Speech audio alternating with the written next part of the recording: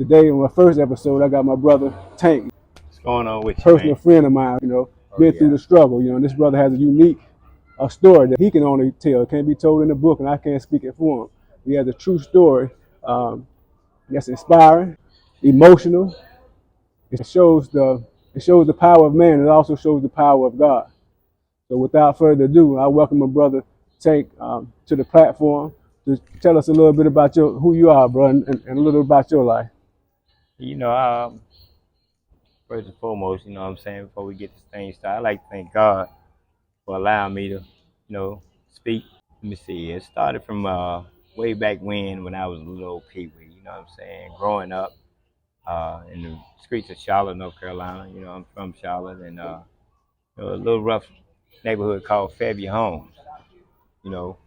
And growing up there, I seen a lot of hardship, a lot of, you know, drug use, a lot of violence. It was just chaotic in the little neighborhood that I grew up in. And, you know, it took effect on me at an early age. Seeing all that excitement, it excited me because I was, me being the only child, I ain't got no brothers and sisters. So, I just hung out in the streets, you know what I'm So saying? not to cut you short, but the things that you saw as a child Uh-huh.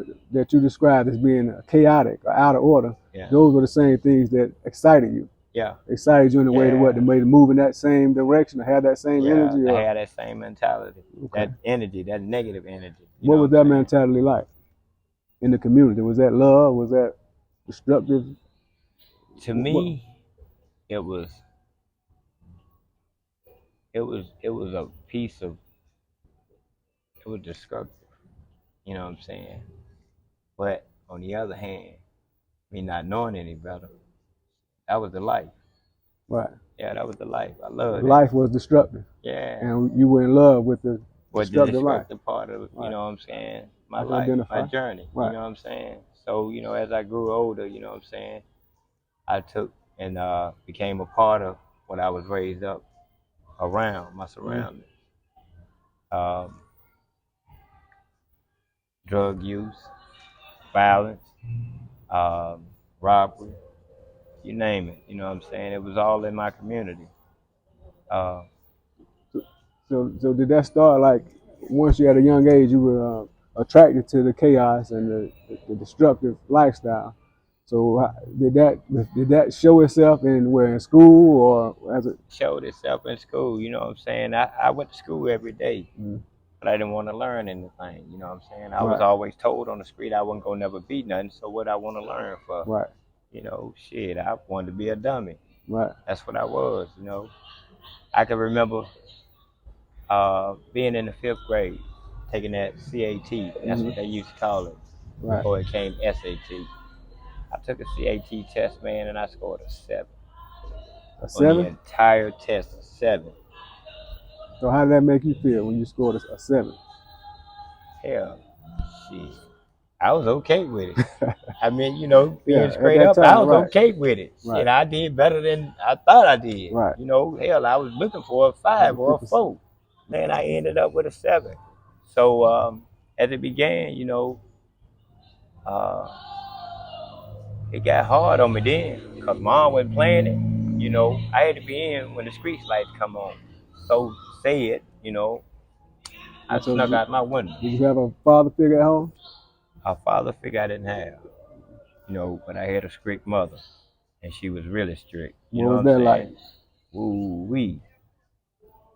My mom's was like, on my ass 24/7. You know what I'm saying? If I'm allowed to say that, man, but she was on Right. me. Speak. She was on me 24/7. Then when I bought that 7 home off that test, and my grades stayed in the D's and the F's, man. I can only get a C in the gym, and that was still poke. You know what I'm Because of that, saying? was that because you tried and just didn't I never tried. excel, or you just never tried? I never Okay. tried anything. When I was told I wasn't gonna be anything, that was embedded in my mind. Well, who told you that? Everybody. They told me I wasn't gonna make it to see what 14 at the age of 12. At the age of 14, they told me I wasn't gonna make it to see 16. At the age of 16, they told me I wasn't going to make it to see 18. So how did you feel? Did you believe that, or did that change your mentality a little bit, or slow you down, or how did Hell it? no, that didn't force me to be a, a savage beast. What, you were just gonna prove to them that you was gonna make it, or you ain't give a damn if you made it or I ain't not? give a damn if I made it or not. You know what I'm saying? Give me an example. I think I was at the age of 17. I was introduced to drugs at the age of 14. When I turned 17, I was stabbed in the chest and in the side, 2 inches away from my lung. And my birthday was like 7 days away. It was December the 1st.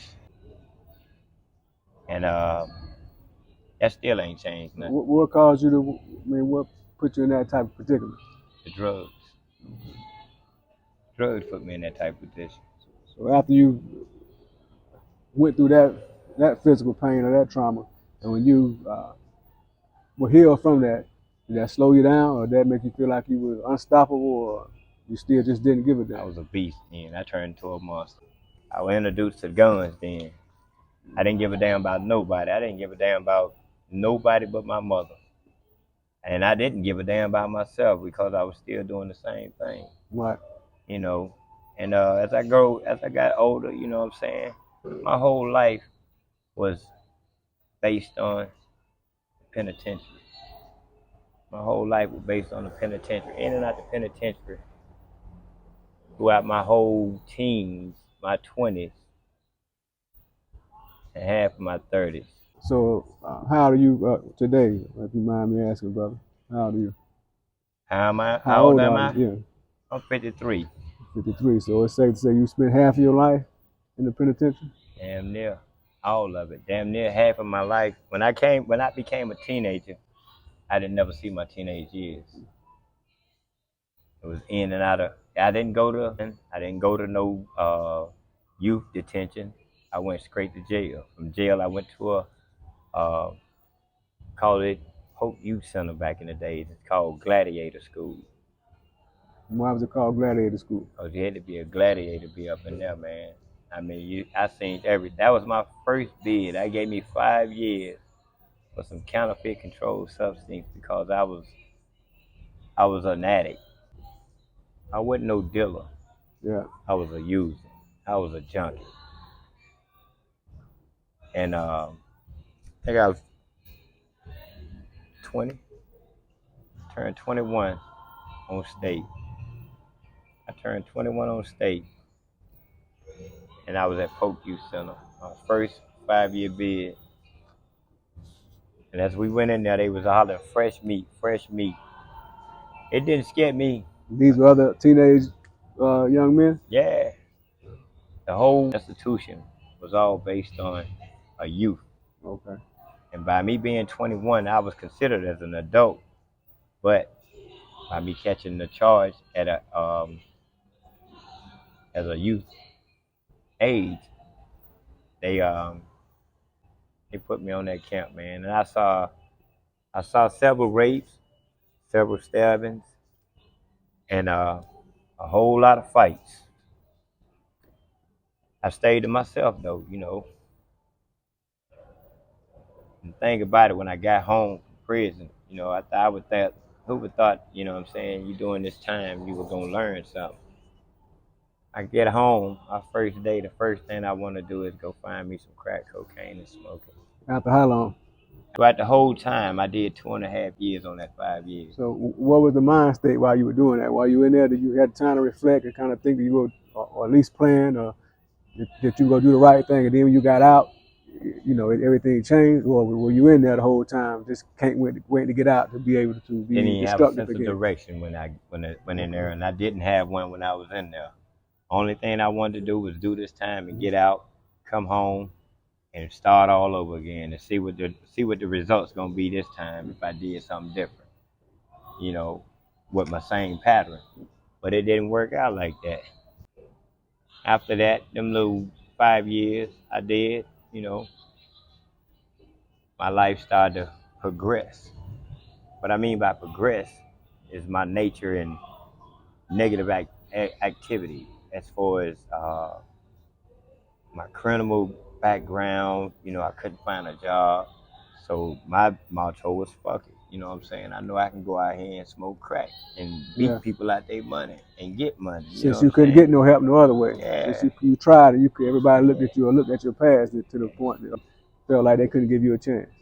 So that caused you to go back into the street even harder. Yeah.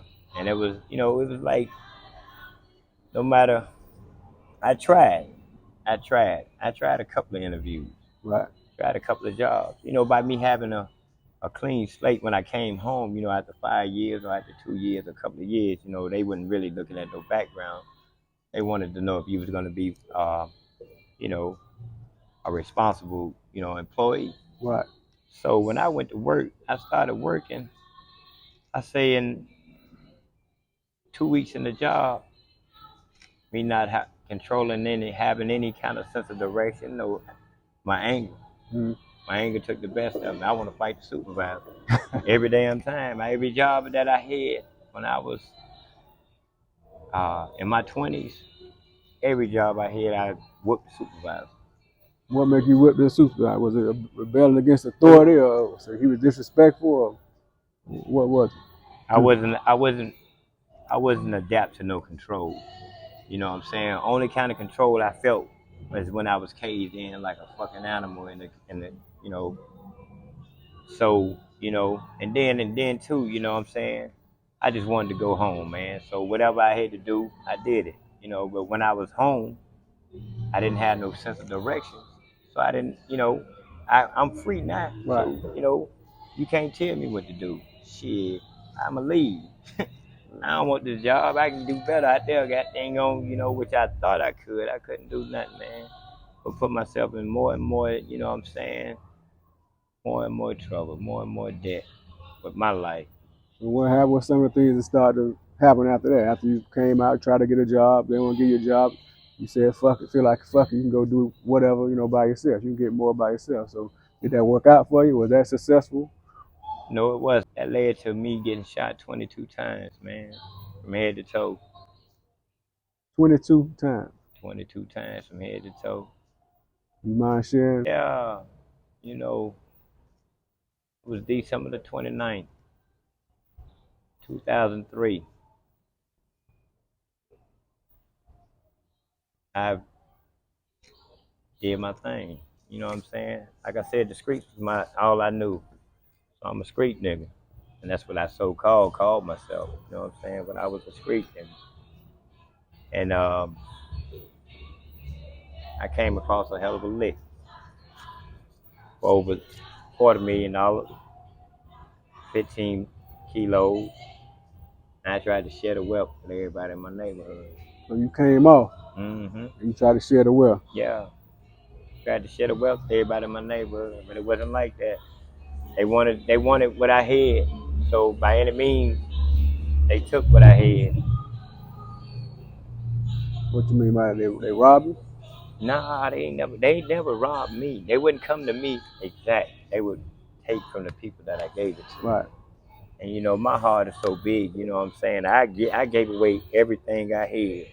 I just kept the money. They try to take what you had, even though you come try to share the wealth. Yeah. Those that you or in your community that you sharing the wealth with, Yeah. try to devise a plan to take the wealth from you to have it for Right. themselves Right. by taking from your workers. Yeah, they taking from they So taking. how that went down? Oh yeah, man. It went crazy, man. It went crazy. To the point to where, every time I turned around, it was always, man, such and such done robbed us, or such and such done did this to me, you know what I'm saying? So I'm like, well, goddamn, do something about it. Well, what we supposed to do, man? I was like, don't worry about it. So, one of the incidents is when, my partner got robbed, you know what I'm saying? They broke into his house, took everything, and caught up with the dude on the 29th. And I told him, I was like, yo, man, uh, what's going on? And the first thing came out of his mind, man, I ain't do that, man. I was like, it's bullshit. And you know what I'm talking about, but you gonna tell me you ain't did it, and somebody put you up to setting us up. Instead of me shooting the dude because he was out of my neighborhood, I let him go. And that's when they came back and shot me 22 times. Were you in the house or you were out? I was, How you you know, they managed kept to? telling me, and it's the ironic thing about this, about me getting shot and about all this coming to in the play. My mom's told me, I had a dream about you, son. I was like, what kind of dream you had about me, mother?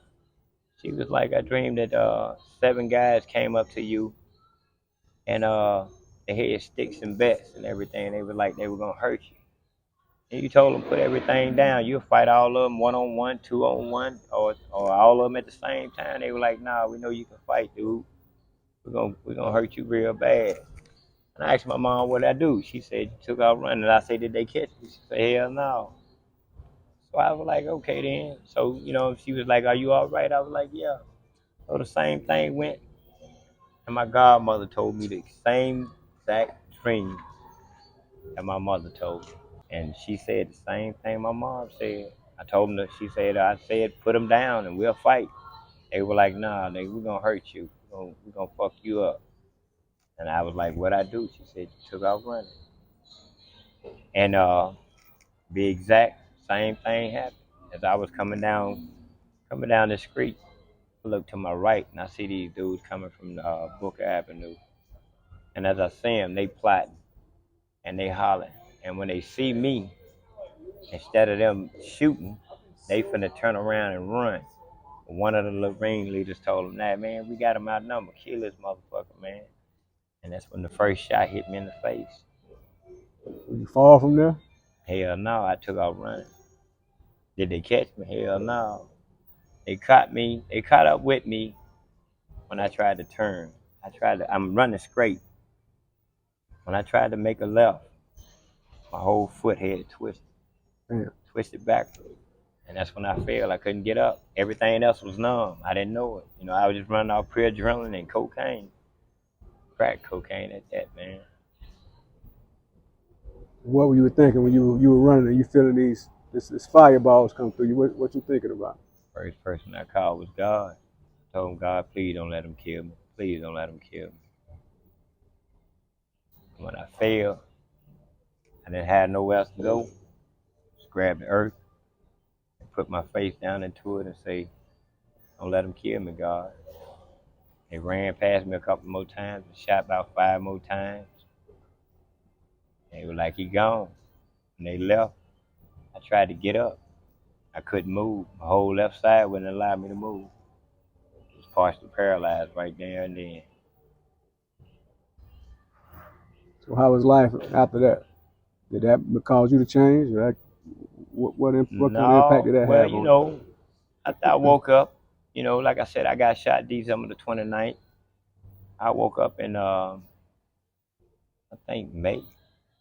I think 6 months after of it, I woke So up. you was in a coma. Yeah, I was in a dude's coma. And that still ain't stopped me because I wanted to smoke some more crack when I got out there. Yeah, they ain't going to hospital, man. That's all I wanted. That's all I knew. You know what I'm saying? And, damn, look back on it now, man. You know what I'm saying? Whew. So did that lead you after you healed up and everything? What was your emotional state? How did you feel? I know you wanted to get high, but how did you feel as a man? I felt like I could still do the things that I did before I got shot, which I couldn't. I couldn't even walk. I had to learn how to walk.